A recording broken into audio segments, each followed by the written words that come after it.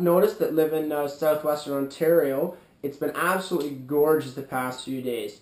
So here on the farm, we took advantage of this nice weather to spread off some stockpiled manure. So that last video that you guys saw was me spreading a couple loads off. Just show you what we do around here. Another thing, I got a thing right here. My wonderful girlfriend got me this GoPro chest mount.